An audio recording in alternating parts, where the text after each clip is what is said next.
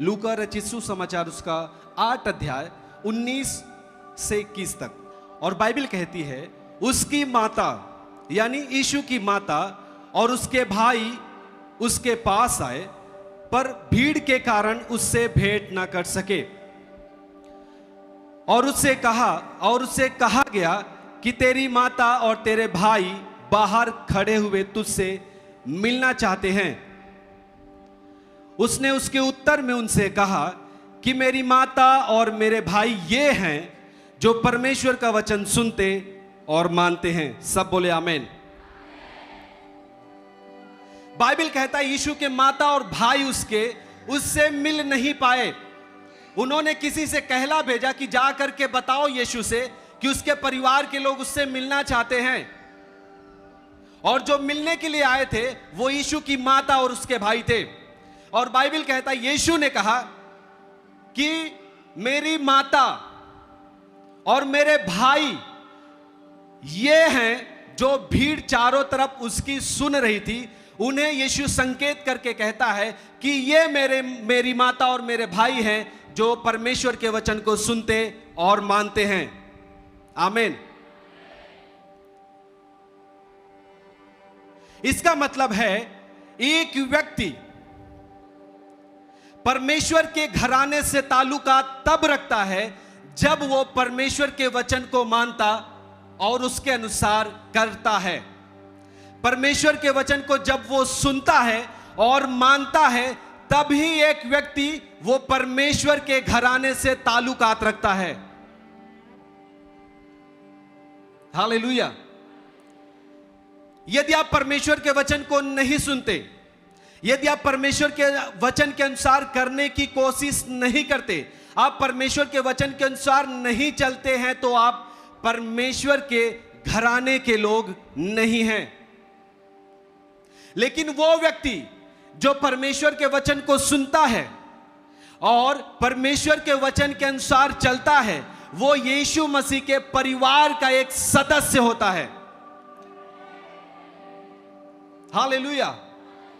कोई तो उसका भाई, कोई तो उसका बहन, कोई तो उसकी माता। ऐसे इस तरीके से बाइबल हमें समझाती है।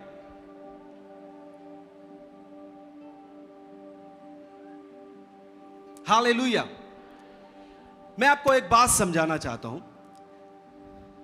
आपने देखा होगा संसार में, मान लीजिए एक परिवार का कोई सदस्य एमएलए है, विधायक है, या फिर सांसद है, या फिर कोई एक अच्छी पोस्ट पे है उसका परिवार कोई एक सदस्य, तो पूरा परिवार कैसे रहता है? बहुत शान से रहता है। सही है कि नहीं? वो डरता नहीं। वो एक परिवार का कोई एक सदस्य अधिकारी है, परंतु ऐसे लगता है कि ये पूरा घर एक अधिकारी के जैसा है।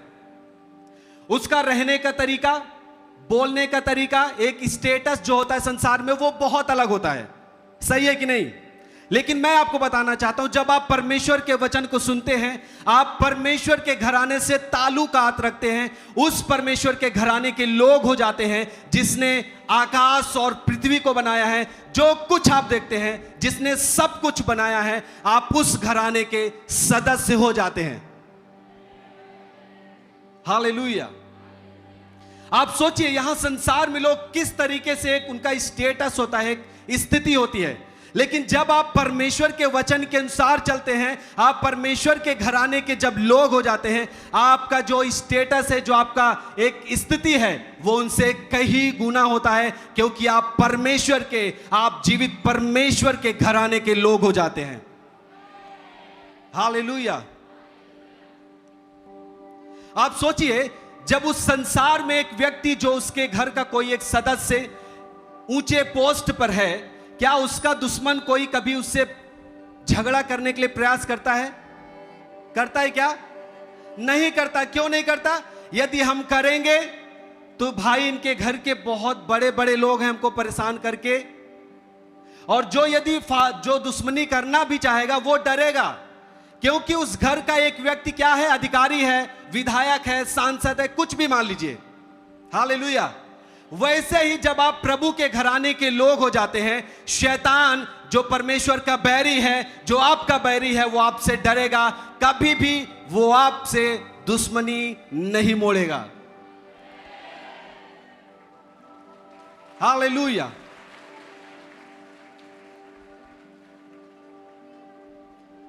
यह है परमेश्वर के वचन सुनने का आपके जीवन में अधिकार। आप जानते हैं, आप सब शुरुआत में वर्शिप करते हैं, लेकिन जब भी परमेश्वर के दास अलग से प्रार्थना में बैठ के इसलिए आते हैं क्योंकि जो वचन है, यदि आप उसको सुनते हैं, आप परमेश्वर के घराने से ताल्लुकात रखते हैं। जैसे जैसे आप वचन को सुनते जाएंगे, समझते जाएंगे, आप पूरी तरीके से अधिकार में आ जाएंगे। आप समझ जाएंगे कि मैं कौन हूं मसीह यीशु में। हालेलुया। आपको केवल ऐसे लगता है कि मैं चर्च जाता हूं ताकि मेरी बीमारी दूर हो जाए, वहां से मैं, यदि मेरे पास एक विश्वास है, मैं परमेश्वर पे, यीशु पे यदि विश्वास करूंगा और मैं चर्च जाऊंगा, मैं ठीक हो जाऊंगा। कुछ लोग केवल इतना जानते हैं, लेकिन मैं आपको बताना चाहता हूं, केवल आप बीमारी से आजाद होने के लिए नहीं, परंतु आप परमेश्वर की संतान हैं, इसलिए आप परमेश्वर के पास आए हैं। हालेलुया। आपका जो स्थिति है वो संसार से बहुत अलग है, बहुत ज्यादा ऊंचाई पे है। आमीन। ये कैसे संभव हो पाया है? क्योंकि आपने परमेश्वर के वचन को सुना और ग्रहण किया और उसके अनुसार आप चलते हैं, इसलिए आप परमेश्वर की संतान हैं, उसके घराने के लोग हैं। बीमारी आपको अब नहीं छू सकती क्योंकि उसके पास यह अधिकार नहीं है। गरीबी आपको अब नहीं छू सकती क्योंकि उसके पास अधिकार नहीं है कि परमेश्वर की संतान को छुए। हम पढ़ेंगे यूहन्ना रचित सुसमाचार, उसका 1 अध्याय 1, 2 और 3 पद। आदि में वचन था। सब ध्यान से सुनेंगे। बाइबल कहता है आदि में, बहुत समय पहले, शुरुआत में ही वचन था और यह वचन परमेश्वर के साथ था और वचन परमेश्वर था। जिस वचन को आप सुन रहे हैं यह परमेश्वर के साथ था और बाइबल कहता है यही वचन जो आप अभी सुन रहे हैं अपने कानों से, यह परमेश्वर था और यही आदि में परमेश्वर के साथ था। 3 पद, सब कुछ उसी के द्वारा उत्पन्न हुआ। किसके द्वारा? बोलिए, वचन के द्वारा। और जो कुछ उत्पन्न हुआ है उसमें से कोई भी वस्तु उसके बिना उत्पन्न ना हुई। हालेलुया। आप संसार में जो कुछ देखते हैं, आपके चारों तरफ जो कुछ है, वो सब कुछ बाइबल कहता है परमेश्वर के वचन के द्वारा सृजा गया है। हालेलुया।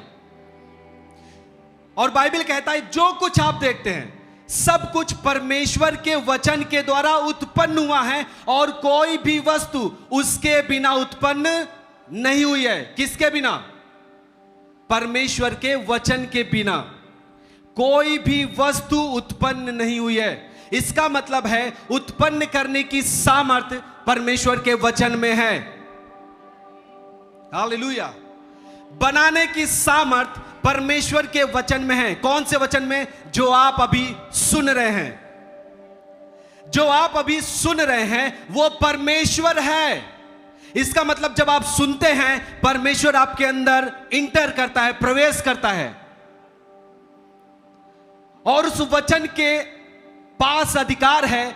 उसी के द्वारा सब कुछ सृजा गया है। बाइबल कहता है उसके बिना कोई भी वस्तु जो आप देखते हैं पृथ्वी पे उत्पन्न नहीं हुआ। हालेलुया। बोलिए, वचन में सब कुछ उत्पन्न करने की सामर्थ्य है। मैं आपको बता रहा हूं, जब आप वचन को सुनते हैं ना, वो आपके जीवन में हर एक टूटी चीजों को, खोई हुई चीजों को फिर से उत्पन्न करने की सामर्थ्य रखता है। हालेलुया।